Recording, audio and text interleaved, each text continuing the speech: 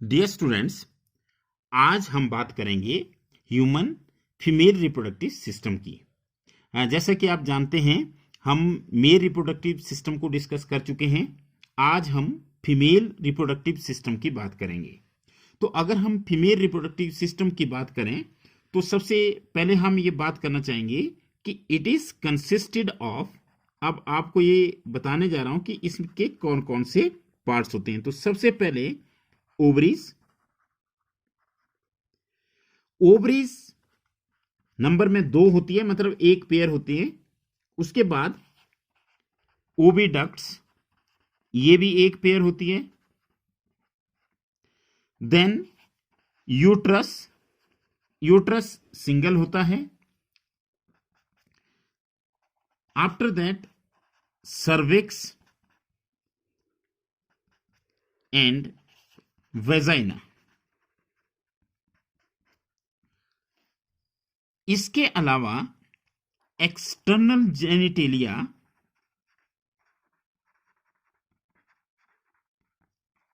And mammary glands are also there in case of human female. You can say these parts of the system along with a pair of mammary glands are integrated structurally and functionally to support the process of ovulation, fertilization,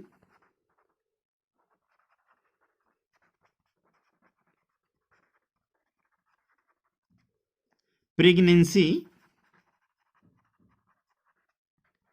birth and child care.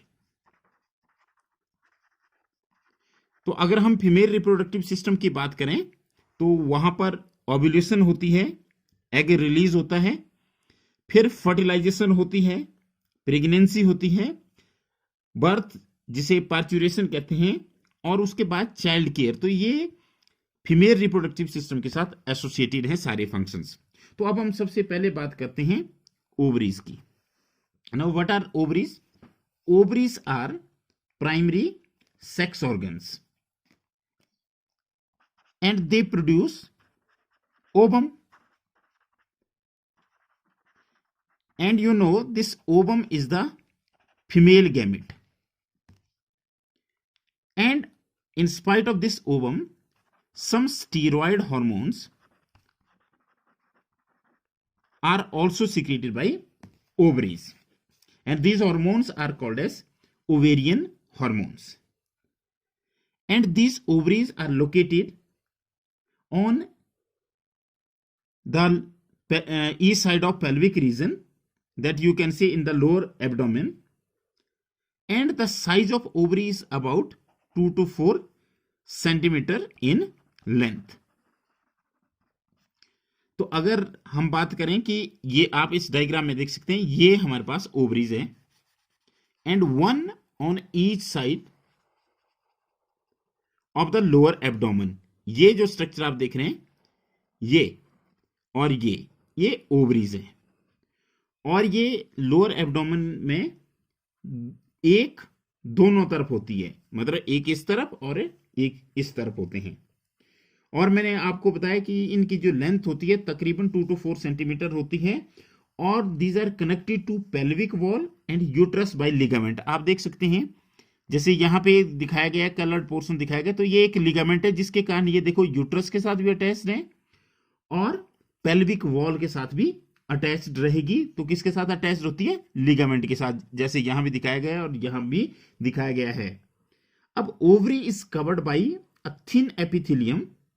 अब इसकी जो, अगर आप इसको बाद में हम जब डिस्कस करेंगे ओवरी का स्ट्रक्चर, तो आप देखेंगे कि it is covered by a thin epithelium, and this thin epithelium encloses the ovarian stroma. मतलब बाहर से क्या होगी, इसकी कवरिंग होगी थिन, उसको थिन एपिथेलियम बोलेंगे, और उसके अंदर क्या होगा, ओवेरियन स्ट्रोमा। और स्ट्रोमा के भी फिर जाकर के 2 जोन होंगे। जो बाहर वाला जोन होगा उसको बोलेंगे पेरिफेरल, जो जोन होगा दैट विल बी कॉर्टेक्स, और जो इनर वाला जोन होगा that will be called as medulla. तो इस तरह से हमने बात की ओवरी की। तो ओवरी क्या हुई, मैं फिर से रिपीट करना चाहूंगा कि ओवरी एक प्राइमरी सेक्स ऑर्गन है और इसका काम है एग को रिलीज करना, ओवम को रिलीज करना, which is a female gamete, and in spite of release of this egg it also releases some hormone, steroid hormone, which are called as ovarian hormones, and it is located one on each side of the lower abdomen, and it is 2 to 4 centimeter in length and connected to the pelvic wall as well as to the uterus by ligament. And you know that it is covered by a thin epithelium which encloses the stroma, which is called as ovarian stroma, and this ovarian stroma has two zones. The peripheral zone or outer zone is called as cortex and the inner one is called as medulla. अब हम बात करते हैं female accessory ducts की, जिनमें सबसे पहले हम बात करेंगे ओबीडक्ट्स की।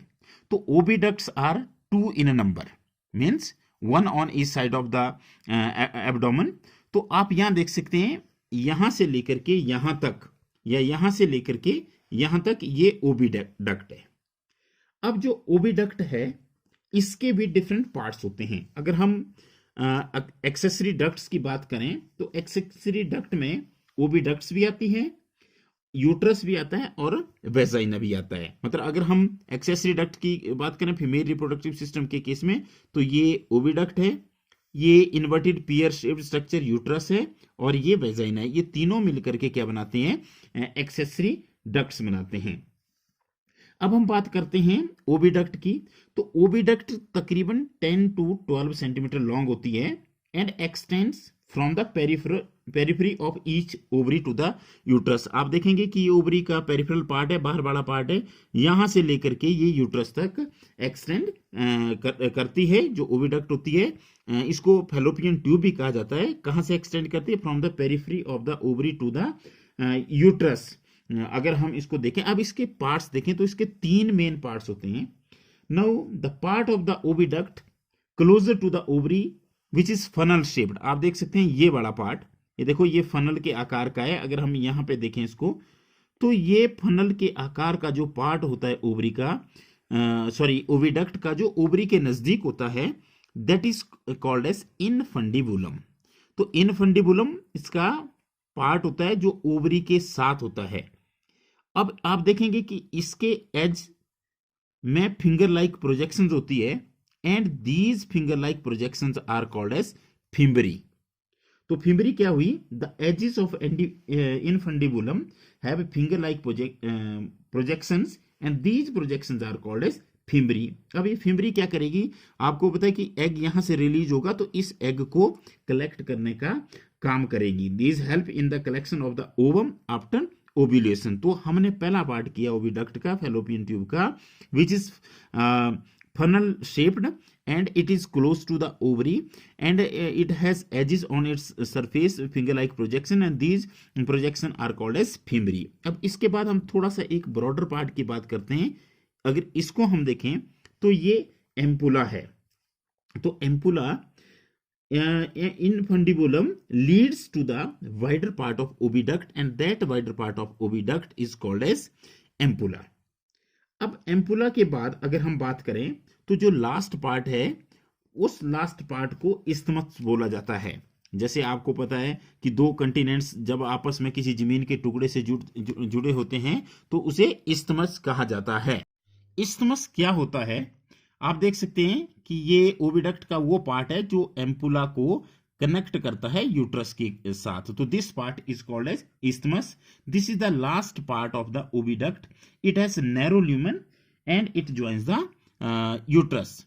तो यहाँ पे आप देख सकते हैं कि इसका जो ल्यूमन होता है, यहाँ पे जो ल्यूमन होता है वाइडर होता है और यहाँ पे जो ल्यूमन होता है बीच का जो स्पेस होता है वो कम होता है। तो this portion is called as isthmus. अब जैसे अगर हम ओविडक्ट की बात की तो ओविडक्ट में हमने सबसे पहला जो इसका हिस्सा किया जो ओवरी के साथ है दैट इज इनफंडिबुलम। उसके बाद हमने बात की कि इनफंडिबुलम में फिंगर लाइक प्रोजेक्शंस होती है जिन्हें फिम्बरी कहते हैं।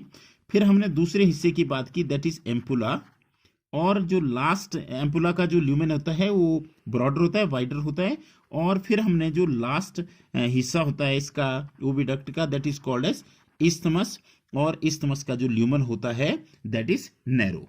अब हम बात करेंगे यूट्रस की। तो यूट्रस आपको पता है कि सिंगल होता है and it is also called a worm. अब अगर हम यूट्रस की बात करें तो ये इन्वर्टेड पियर शेप्ड होता है, जैसे नाशपाती होती है, अगर हम ये समझे तो इन्वर्टेड पियर शेप्ड होता है यूट्रस की अगर हम बात करें। अब ये जो यूट्रस होता है it is supported by ligaments attach to the pelvic wall. जैसे आपको पता है कि ओवरी भी लिगामेंट्स के साथ अटैच है यूट्रस के साथ और पेल्विक वॉल के साथ, इसी तरह से जो यूट्रस होता है ये भी लिगामेंट से सपोर्टेड होता है और पेल्विक वॉल के साथ अटैच्ड होता है। अब आप देख सकते हैं कि ये जो यूट्रस है इट ओपन्स इनटू वेजाइना। अगर आप देखें तो दिस इज वेजाइना, तो ये यूट्रस ओपन करता है वेजाइना में, किसके थ्रू? के थ्रू अ नैरो सर्विक्स। तो नैरो सर्विक्स के थ्रू ये क्या करता है? ओपन करता है, वेजाइना में ओपन करता है। और इस सर्विक्स की जो ये सर्विक्स है और इस सर्विक्स की जो कैविटी होती है that is called as cervical canal. तो मतलब क्या हुआ कि uterus opens into the vagina through a narrow cervix and the cavity of this cervix is called as central canal और सर्वाइकल कैनाल। अब अगर हम बात करें, जैसे हमने पहले भी बात की, तो वहां पे बात आई बर्थ कैनाल की। तो बर्थ कैनाल में क्या क्या आता है? तो अगर हम इस सर्वाइकल कैनाल को देखें और इसमें वेजाइना, मतलब ये दोनों मिलकर के क्या बनाते हैं? अगर आप देखें ये नीचे वेजाइना है और ये ऊपर सर्विक्स है, सर्वाइकल कैनाल है, तो this forms they jointly form the birth canal. अब अगर हम इस यूट्रस की वॉल्स की बात करें तो इसकी जो वॉल होती है उसमें 3 लेयर्स होती है। अब 3 लेयर, सबसे पहले जो बाहर वाली जो लेयर है दैट इज पेरीमेट्रियम। इनमें मेट्रियम वर्ड जुड़ा होता है, तो सबसे बाहर वाली होती है पेरीमेट्रियम। ये एक्सटर्नल लेयर है, थिन होती है और मेम्ब्रेनस होती है। जैसे आप बात कर सकते हैं तो दिस इज द पेरीमेट्रियम। अब इसकी जो बीच वाली लेयर होती है दैट इज मायोमेट्रियम। मायोमेट्रियम की अगर हम बात करें तो ये मिडल है and it is thick layered. और अगर हम बात करें सबसे अंदर वाली, ये आप देखें तो दिस इज एंडोमेट्रियम। तो endometrium it is the inner glandular layer and it is made up of smooth muscles. ये ग्लैंडुलर लेयर्स होती है और ये स्मूथ मसल्स की बनी होती है एंडोमेट्रियम। तो इस तरह से हमारे पास 3 लेयर्स होगी, सबसे बाहर वाली पेरीमेट्रियम, बीच वाली मायोमेट्रियम और सबसे अंदर वाली एंडोमेट्रियम। अब मैं आपको एक चीज बताने जा रहा हूं कि जो एंडोमेट्रियम होती है इसमें साइक्लिकल चेंजेस होती है ड्यूरिंग मेंस्ट्रुअल साइकिल में। मतलब ये जो एंडोमेट्रियम है इसमें मेंस्ट्रुअल साइकिल के दौरान साइक्लिकल चेंजेस होगी। वो क्या चेंजेस होगी वो अलग टॉपिक है, हम उसमें डिस्कस करेंगे।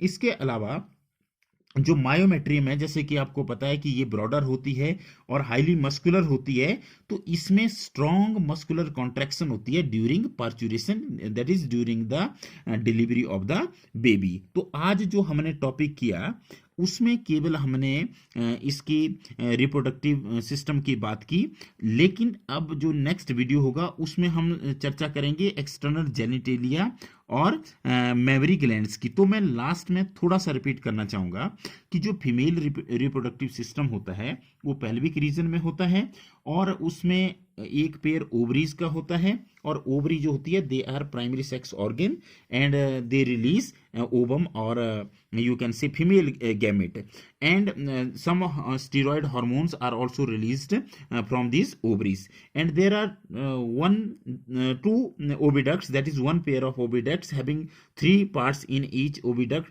and these oviducts are also called a fallopian tubes। जो उसका broader part है that is funnel shaped जो part होता है उसको infundibulum बोलते हैं, बीच में जो broader part होता है that is ampulla, और जो narrow cavity वाला जो part होता है that is is called as isthmus. इसके बाद हमने बात की कि यूट्रस जो होता है वो सिंगल होता है और इन्वर्टेड पियर शेप्ड होता है, उसकी वॉल में 3 लेयर्स होती है। आउटर मोस्ट लेयर को पेरीमेट्रियम कहा जाता है, बीच वाली लेयर को मायोमेट्रियम कहा जाता है, और जो इनर मोस्ट लेयर होती है which undergo cyclical changes during menstrual cycle is called as endometrium. फिर हमने बोला कि जो यूट्रस है ये वेजाइना के साथ कनेक्टेड होता है, मतलब uterus opens into vagina through a narrow cervix, और उस सर्विक्स की कैविटी को सर्वाइकल कैनाल कहा जाता है। और अगर हम बात करें बर्थ कैनाल की, तो वेजाइना और सर्वाइकल कैनाल दोनों मिलकर के क्या बनाते हैं, they form the birth canal. तो इस तरह से हमने ये बताया कि जो एंडोमेट्रियम होती है, एंडोमेट्रियम में साइक्लिकल चेंजेस होती है, जबकि मायोमेट्रियम क्या करती है, वो जब पार्चुरेशन होती है, जब बच्चे की डिलीवरी होती है, तो उस टाइम जो होती है वो स्ट्रॉन्ग कॉन्ट्रैक्शंस उसमें होती है, जिससे पार्चुरेशन में मदद मिलती है। तो अब जो हम नेक्स्ट वीडियो है उसमें स्टडी करेंगे हम female external genitalia and mammary glands, क्योंकि आपको पता है कि ये स्ट्रक्चरली और फंक्शनली इंटीग्रेटेड होती है फीमेल रिप्रोडक्टिव सिस्टम के साथ, और जो मदद करती है जैसे ओवुलेशन, फर्टिलाइजेशन, प्रेगनेंसी, बर्थ या चाइल्ड केयर में। That we will do in the next video. Thank you very much.